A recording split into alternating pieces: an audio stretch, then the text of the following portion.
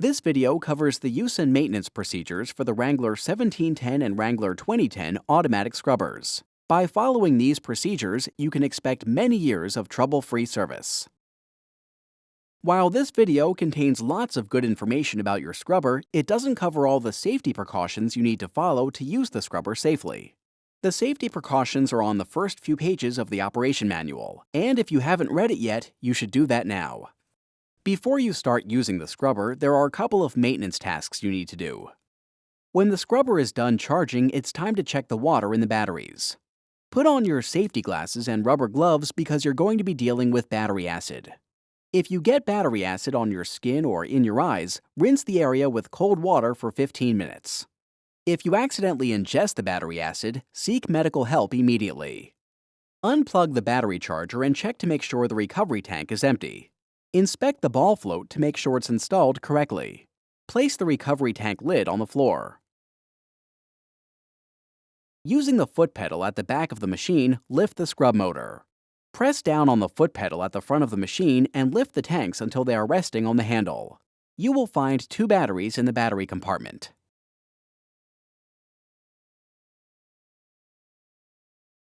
If your machine has wet cell batteries, each battery has 6 cells and each cell has to be checked. Remove the battery caps and look inside each fill well. The water level after charging is complete should be just below the bottom of the fill well.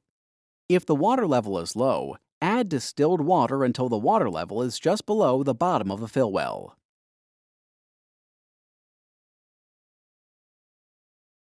If you overfill the batteries, the battery acid might spill out the next time you charge the batteries. If this happens, wear your eye protection and rubber gloves while cleaning the machine.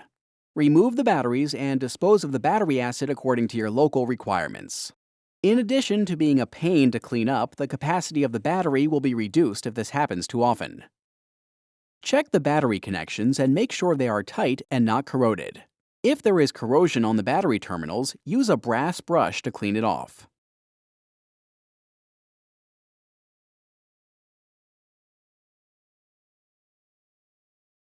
If you have a corded machine, inspect the cord for damage.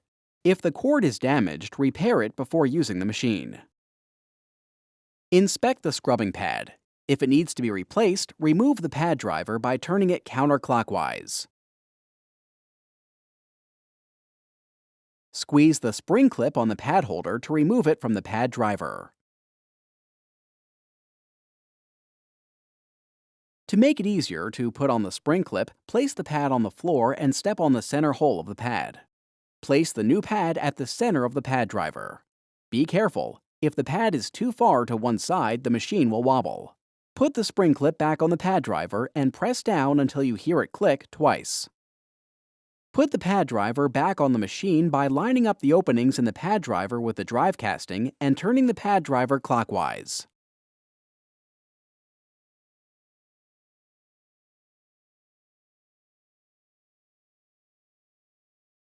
Fill the tank by pouring water through the mesh filter at the front of the machine.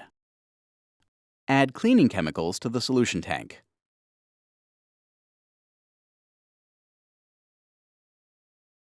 We recommend you use a defoamer in the recovery tank. Getting foam in the vacuum motor can cause it to fail. Follow the manufacturer's instructions when adding chemicals to the scrubber.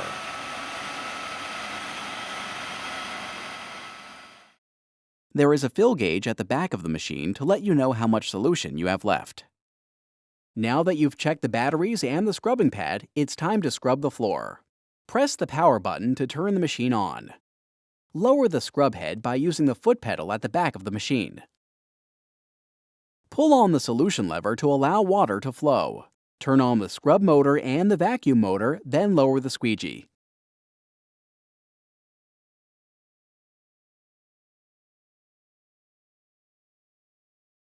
The recovery tank is larger than the solution tank, so you'll be able to empty the solution tank fully before you need to stop to dump out the dirty water. There is a ball float inside the recovery tank. If the level of water in the recovery tank gets too high, then the ball will get drawn to the top of the float cage. This prevents water from entering the vacuum motor.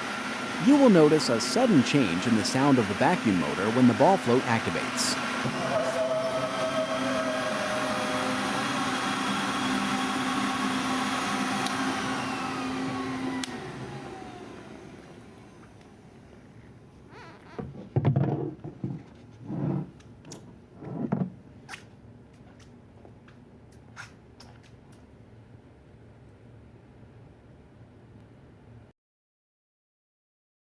To empty the recovery tank, back the machine over a drain and lower the drain hose until the water starts to flow. Once the tank is empty, put the recovery hose back in position.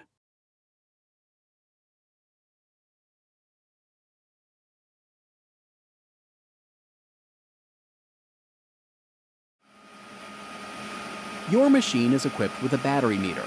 If the battery charge gets too low, the battery meter will automatically turn the machine off. When the last yellow LED on the battery meter starts blinking, you only have a few more minutes of power left. When you're done using the scrubber, you need to do a few things to get it ready for storage. First, you need to drain the solution tank. One way to do this is to pull the sight tube off the fitting near the solution valve and use the vacuum hose to suck the water out of the solution tank. Drain the recovery tank, then use clean water to rinse the tank thoroughly. Leave the lid off to let the recovery tank air dry. Rinsing and drying the tank every day will prevent the tank from developing a bad odor.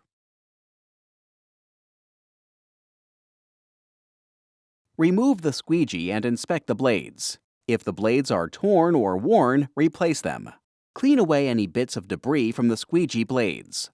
Debris that gets stuck to the blades can make the blades leave streaks when you're cleaning. Allow the squeegee assembly to air dry. Remove the pad driver from the machine and rinse the scrubbing pad. Allow the scrubbing pad to air dry.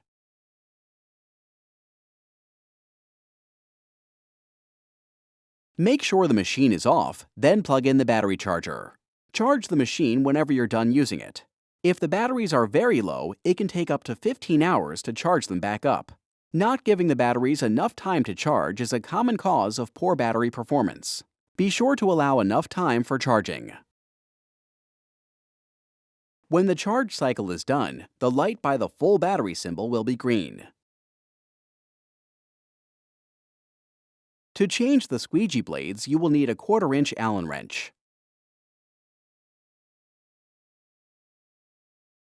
First, remove the knobs from the squeegee.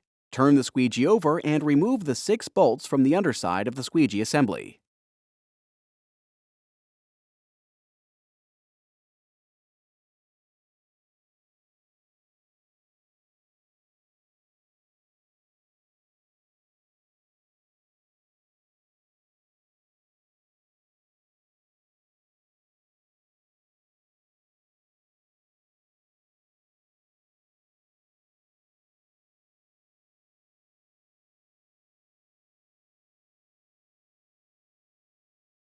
Gradually pull up on the squeegee blades until the inner channel comes loose. Remove the inner channel from the squeegee.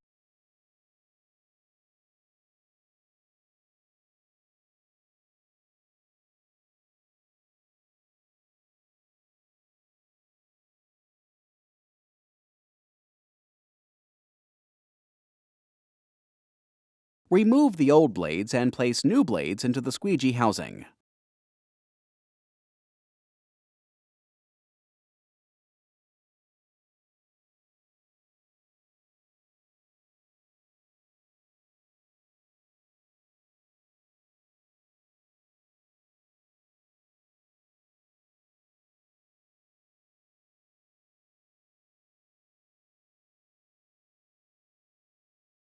Place the inner channel back into the squeegee housing. Be careful not to pinch or bend the squeegee blades.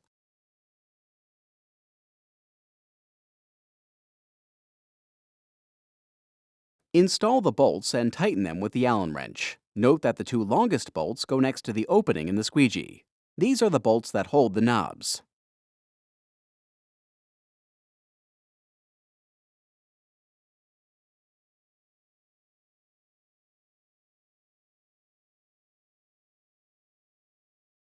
Finally, install the knobs.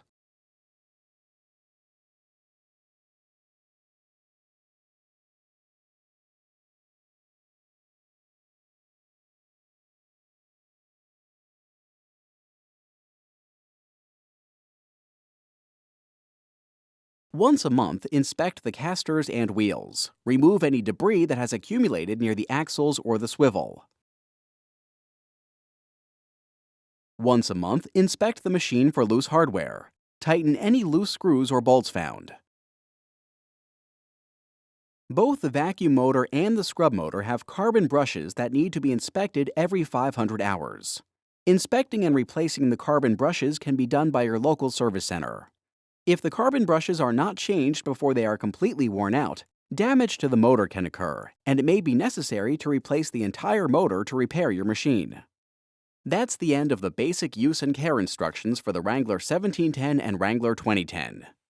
Here's a quick review of the most important maintenance tasks. Check the water level in your batteries each and every time you finish charging the machine. Drain and rinse the tanks and let them air dry at the end of each day. Let the scrubbing pad and squeegee air dry at the end of each day. Once a month, check the casters and wheels for debris. Once a month, tighten any loose hardware. Schedule an inspection of your carbon brushes with your local service center every 500 hours of use. Thank you for buying an automatic scrubber from NSS Enterprises. For further details regarding the topics in this video, please review the operation manual that came with the machine.